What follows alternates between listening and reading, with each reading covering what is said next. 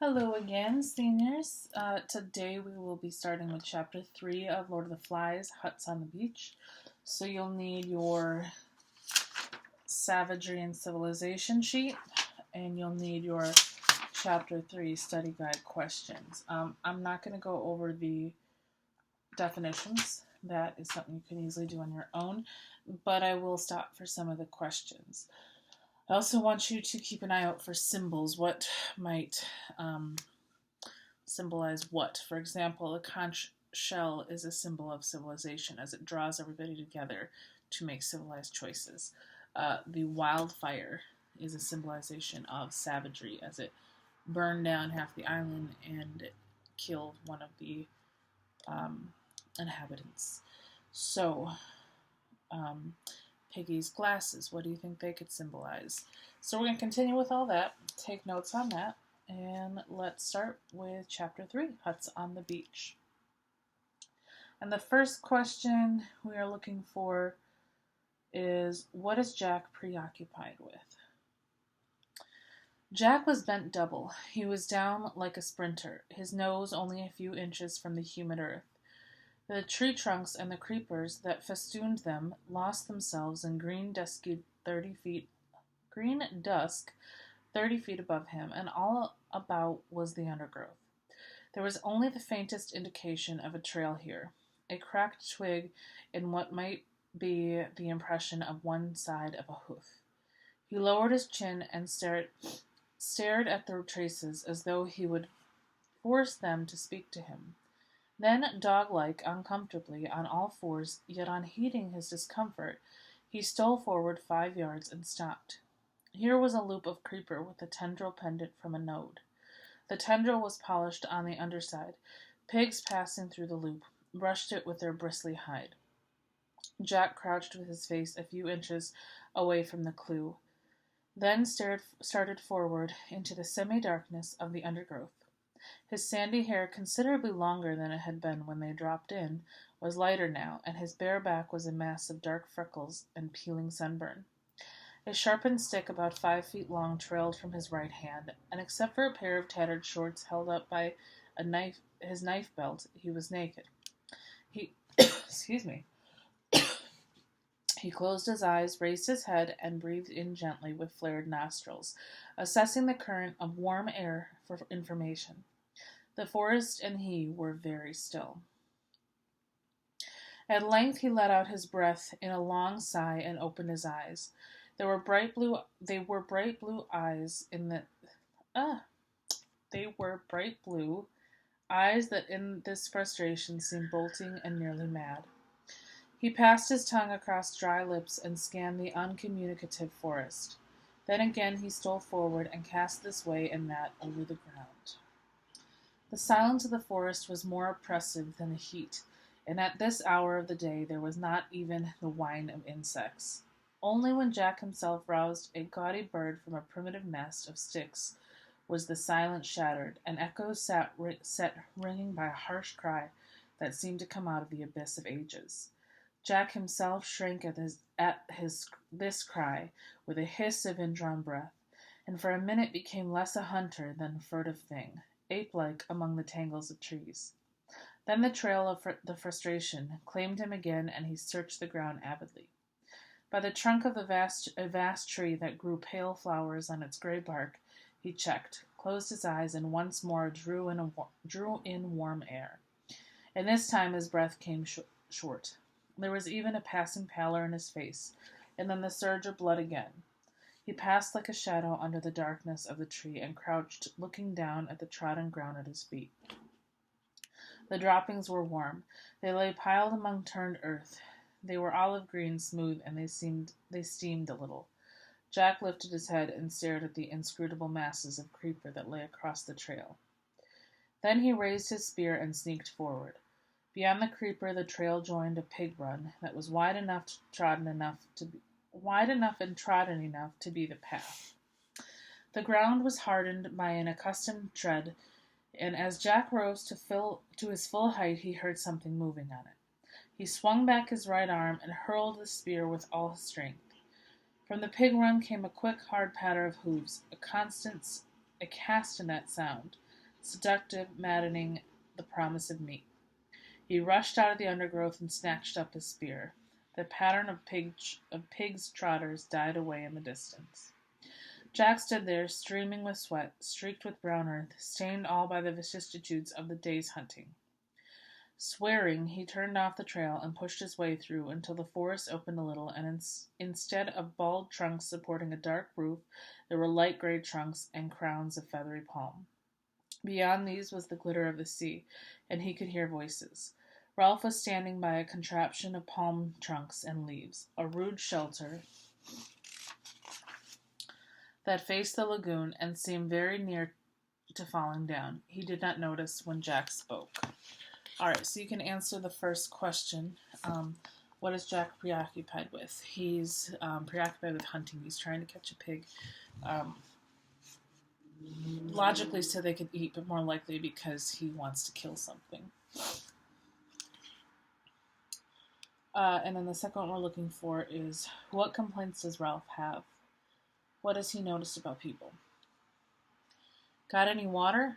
Ralph looked up, frowning from the complication of leaves. He did not notice Jack even when he saw him. I said, have you got any water? I'm thirsty. Ralph withdrew his attention from the shelter and realized Jack was with a start. Oh, hello, water? There by the tree. Ought to be some left. Jack stood up, took up a coconut shell that brimmed with fresh water from among a group that was arranged in the shade, and drank. The water splashed over his chin and neck and chest. He breathed noisily when he had finished. Needed that. Simon spoke up from inside the shelter. Up a bit. Ralph turned to the shelter and lifted a branch with a whole tiling of leaves. The leaves came apart and fluttered down. Simon's contrite face appeared in the hole. Sorry. Ralph surveyed the wreck with distaste. Never get it done. He flung himself down at Jack's feet. Simon remained looking out of the hole in the shelter. Once down, Ralph explained. Been working for days now, and look. 2 shelters were in position, but shaky. This one was a ruin. And they keep running off. You remember the meeting, how everyone was going to work hard until the shelters were finished? Except me and my hunters. Except the hunters. Well, the little ones are... He gesticulated, sought for words. They're hopeless. The older ones aren't much better. Do you see? All day I've been working with Simon. No one else. They're off bathing or eating or playing. Simon poked his head out carefully. So here's where you can fill in what are some of the complaints Ralph has. They're trying to build a shelter, but everyone who agreed to help is not helping besides Simon. So the little ones are off playing or bathing or eating.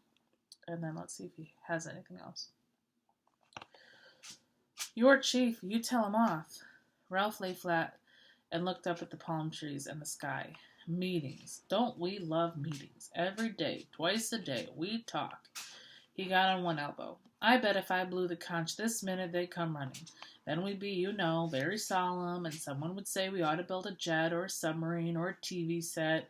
When the meeting was over, they'd work for 5 minutes, then wander off or go hunting. Jack flushed. We want meat. Well, we haven't got any yet, and we want shelters. Besides, the rest of your hunters came back hours ago. They've been swimming. I went on, said Jack. I let them go. I had to go on. He tried to convey the compulsion to track down and kill that was swallowing him up. I went on, I thought, by myself. The madness came into his eyes again. I thought I might kill.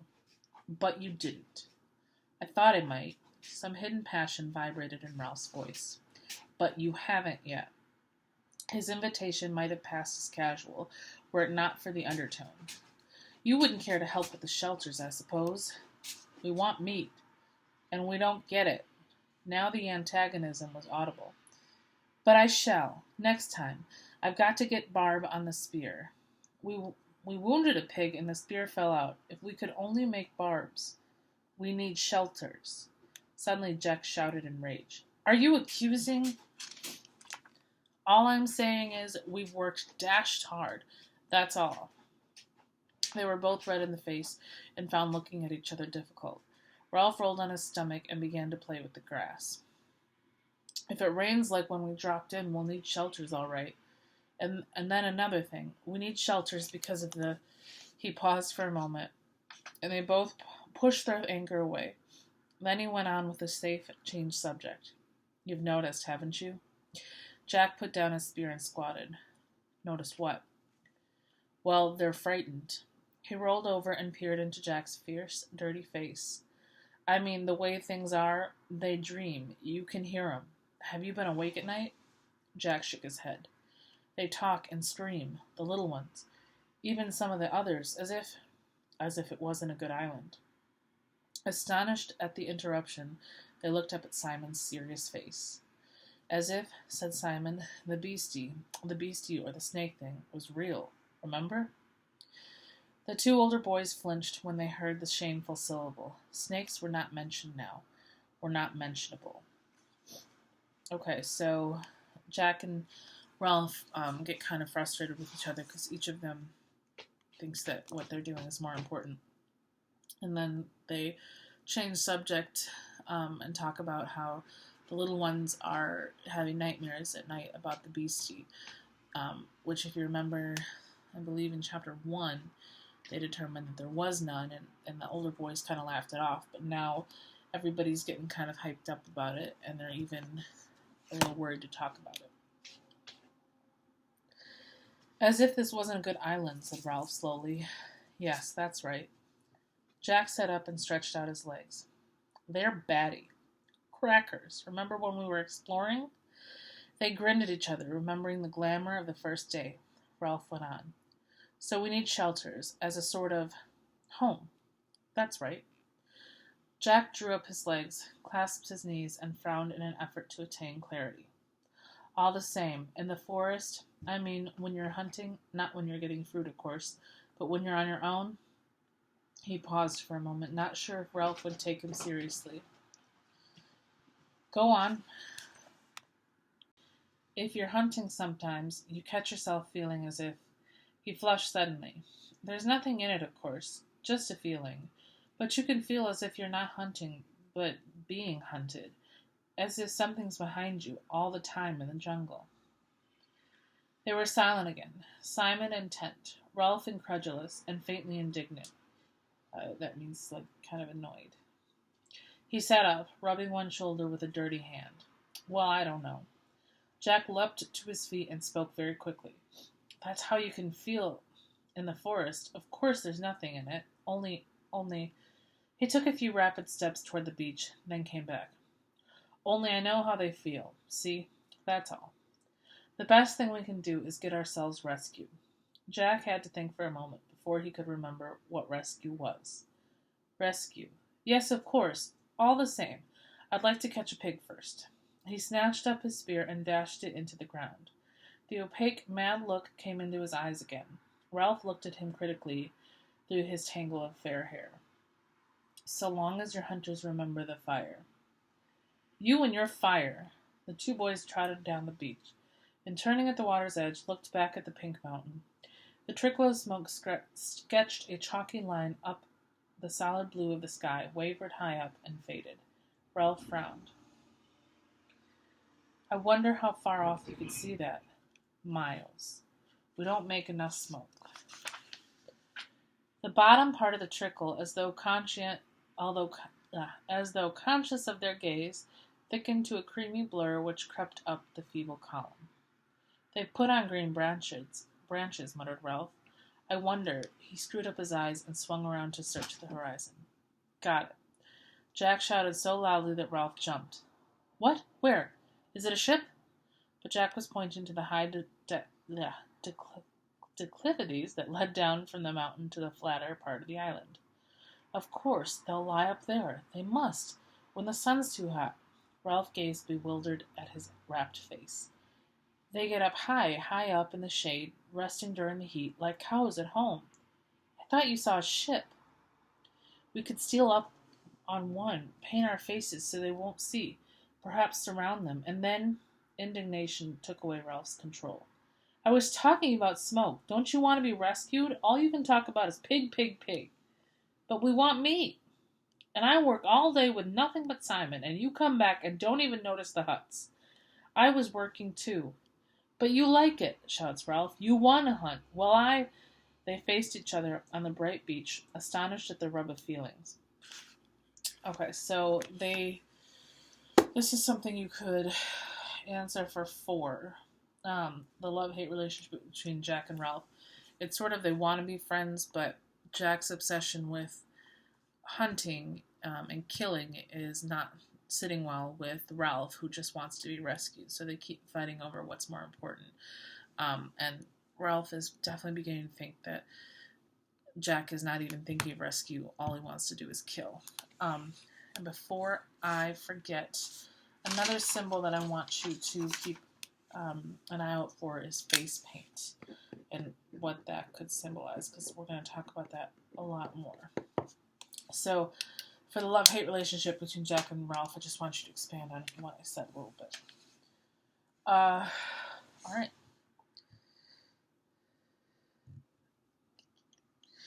Ralph looked away first, pretending interest in a group of little ones at the sand.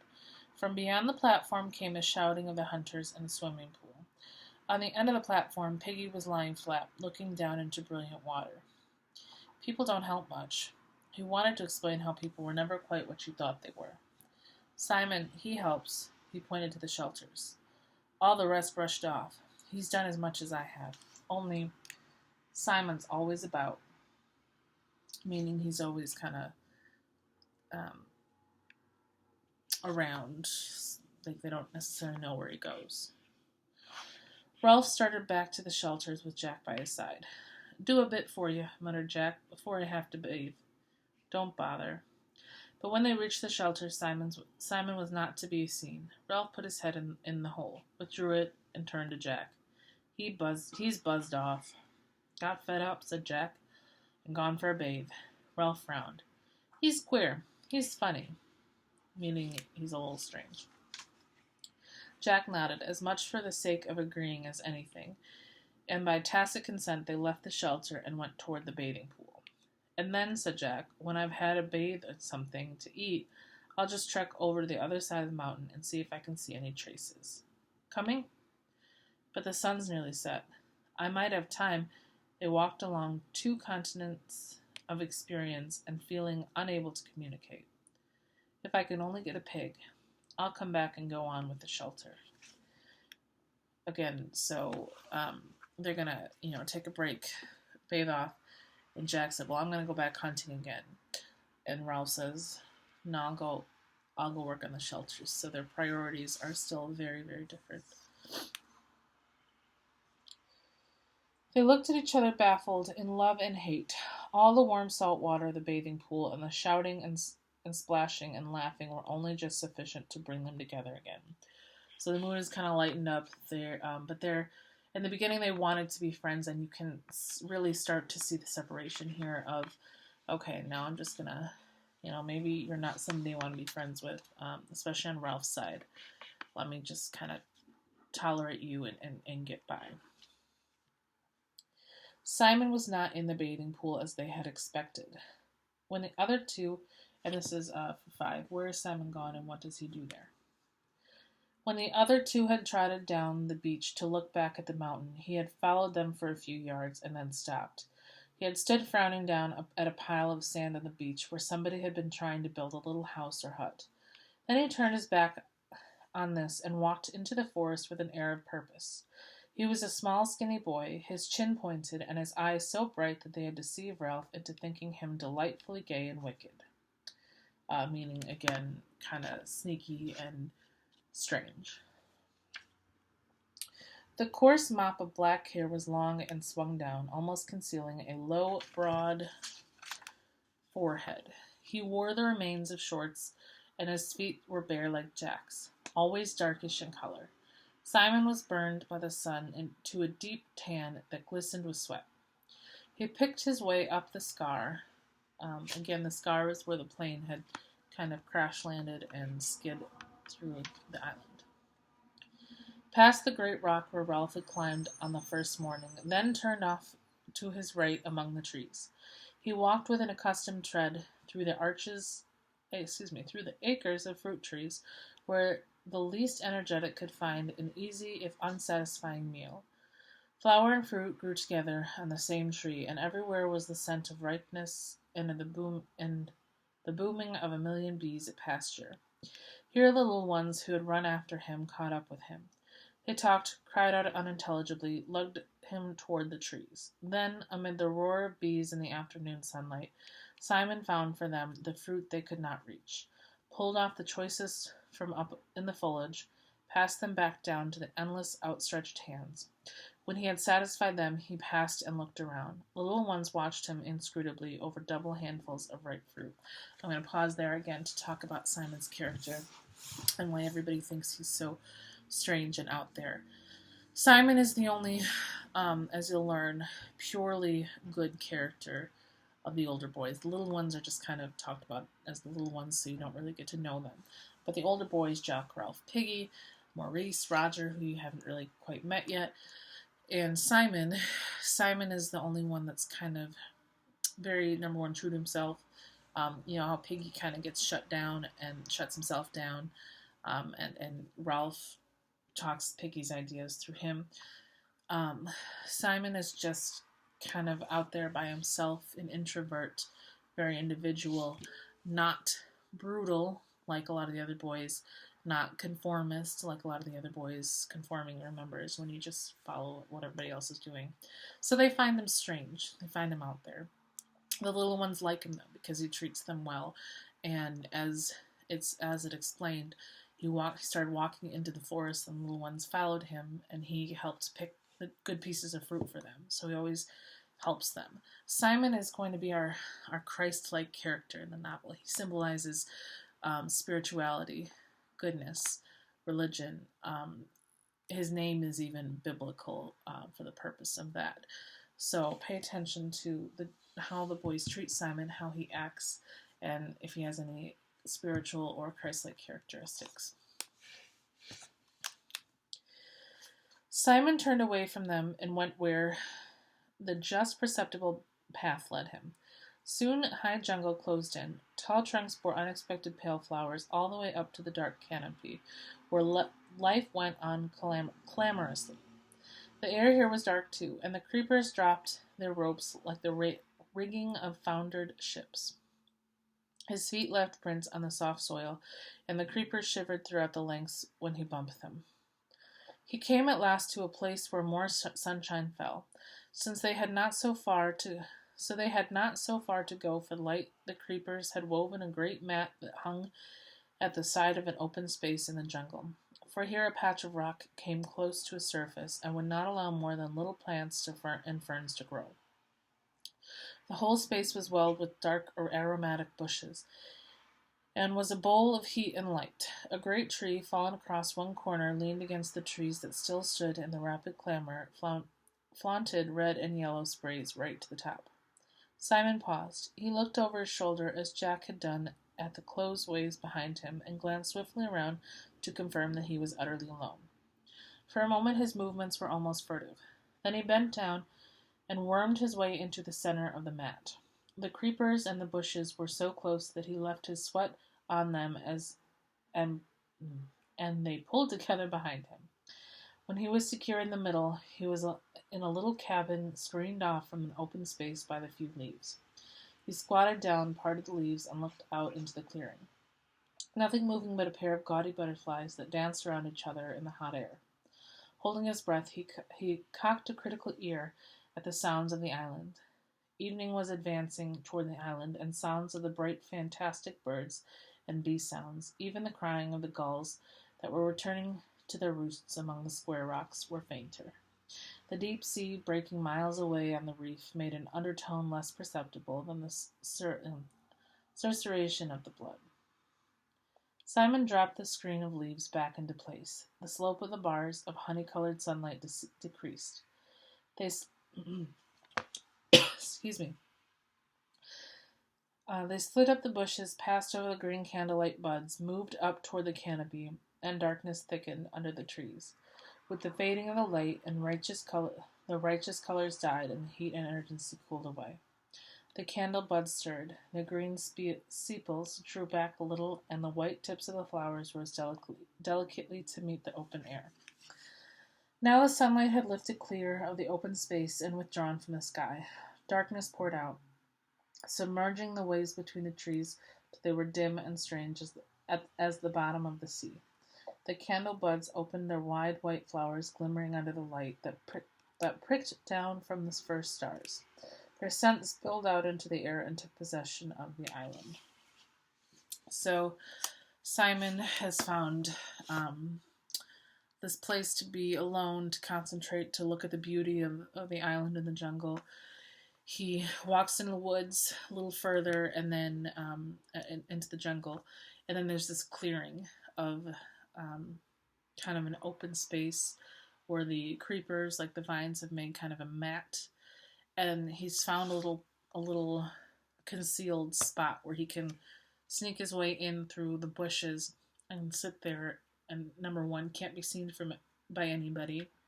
And then he has a perfect view of this beautiful clearing where, you know, the flowers are visible and the butterflies are there. So this is just this kind of private place to sit down, relax, and be away from the noise and chaos of the rest of the island. And he kind of sees the island in a different light than everybody else. This is to him beautiful, wondrous, whereas to everybody else it's getting kind of chaotic. All right, I think we've answered all the questions. We're going to stop chapter 3, or that was the end of chapter 3, and we will return with chapter 4 soon.